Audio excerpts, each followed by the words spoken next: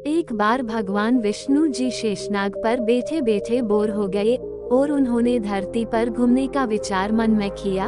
वैसे भी कई साल बीत गए थे धरती पर आए और वह अपनी यात्रा की तैयारी में लग गए। स्वामी को तैयार होता देखकर लक्ष्मी माँ ने पूछा, आज सुबह सुबह कहाँ जाने की तैयारी हो रही है? विष्णु जी ने कहा, हे लक्ष्मी, मैं धरती लोक पर घूमने जा रहा हूँ। तो कुछ सोचकर लक्ष्मी माँ ने कहा, हे देव, क्या मैं भी आपके साथ चल सकती हूँ? भगवान विष्णु ने 2 पल सोचा, फिर कहा, एक शर्त पर, तुम मेरे साथ चल सकती हो। तुम धरती पर पहुंचकर उत्तर दिशा की ओर बिल्कुल मत देखना। इसके साथ ही माता लक्ष्मी ने हाँ कह के अपनी मनवा ली। और सुबह सुबह माँ लक्ष्मी और भगवान विष्णु धरती पर पहुंच गए। अभी सूर्य देवता निकल रहे थे। रात बरसात होकर हटी थी। चारों ओर हरियाली ही हरियाली थी। उस समय चारों ओर बहुत शांति थी और धरती बहुत ही सुंदर दिख रही थी।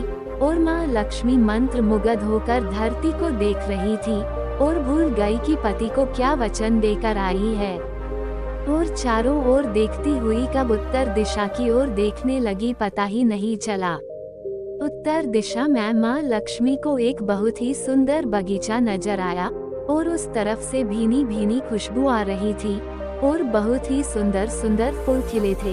यह एक फूलों का खेत था और माँ लक्ष्मी बिना सोचे समझे उस खेत में गई और एक सुंदर सा फूल तोड़ लाई।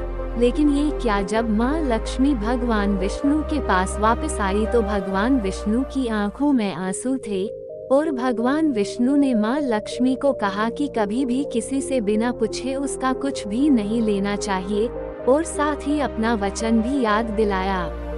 माँ लक्ष्मी को अपनी भूल का पता चला तो उन्होंने भगवान विष्णु से इस भूल की माफी मांगी। तो भगवान विष्णु ने कहा कि तुमने जो भूल की है उसकी सजा तो तुम्हें जरूर मिलेगी। जिस माली के खेत से तुम नए बिना पूछे फूल तोड़ा है, यह एक प्रकार की चोरी है। इसलिए अब तुम 3 साल तक माली के घर नौकर बनकर रह। उसके बाद मैं तुम्हें बैकुंठ में वापस बुलाऊंगा।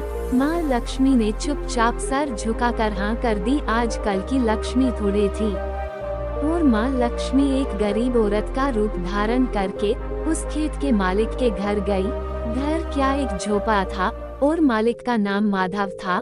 माधव की बीबी, 2 बेटे और 3 बेटियां थी। सभी उस छोटे से खेत में काम करके किसी तरह से गुजारा करते थे। माँ लक्ष्मी जब एक साधारण और गरीब औरत बनकर जब माधव के झोपड़े पर गई तो माधव ने पूछा, बहन तुम कौन हो और इस समय तुम्हें क्या चाहिए?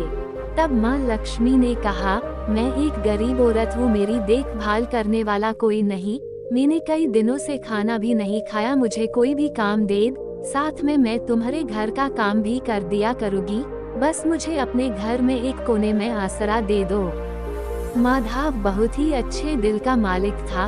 उसे दया आ गई, लेकिन उसने कहा, बहन मैं तो बहुत ही गरीब हूँ। मेरी कमाई से मेरे घर का खर्च मुश्किल से चलता है। लेकिन अगर मेरी 3 की जगह 4 बेटियां होती तो भी मैंने गुजारा करना था। अगर तुम मेरी बेटी बनकर जैसा रूखा सूखा हम खाते हैं उसमें खुश रह सकती हो तो बेटी अंदर आ जाओ। माधव ने माँ लक्ष्मी को अपने झोपड़े में शरण दे दी और माँ लक्ष्मी 3 साल उस माधव के घर पर नौकरानी बनकर रही। जिस दिन माँ लक्ष्मी माधव के घर आई थी उससे दूसरे दिन ही माधव को इतनी आमदनी हुई फूलों से कि शाम को एक गाय खरीद ली। फिर धीरे धीरे माधव ने काफी जमीन खरीद ली और सब ने अच्छे अच्छे कपड़े भी बनवा लिए और फिर एक बड़ा पक्का घर भी बनवा लिया। बेटियों और बीबी ने गहने भी बनवा लिए और अब मकान भी बहुत बड़ा बनवा लिया था। माधव हमेशा सोचता था कि मुझे ये सब इस महिला के आने के बाद मिला है। इस बेटी के रूप में मेरी किस्मत आ गई है मेरी। और अब 2-5 साल बीत गए थे, लेकिन माँ लक्ष्मी अब भी घर में और खेत में काम करती थी। एक दिन माधव जब अपने खेतों से काम खत्म करके घर आया तो उसने अपने घर के सामने दीवार पर एक देवी स्वरूप गहनों से लदी एक औरत को देखा।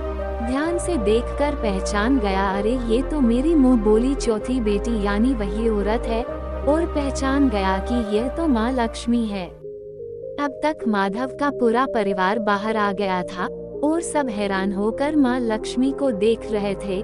माधव बोला है माँ हमें माफ कर, हमने तेरे से अनजाने में ही घर और खेत में काम करवाया है माँ, ये कैसा अपराध हो गया है माँ, हम सबको माफ कर दे।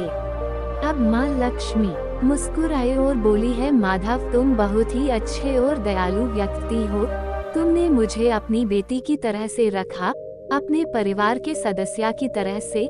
इसके बदले में तुम्हें वरदान देती हूँ कि तुम्हारे पास कभी भी खुशियों की और धन की कमी नहीं रहेगी, तुम्हें सारे सुख मिलेंगे जिसके तुम हकदार हो। और फिर माँ अपने स्वामी के दोबारा भेजे रथ में बैठकर बैकुंठ चली गई।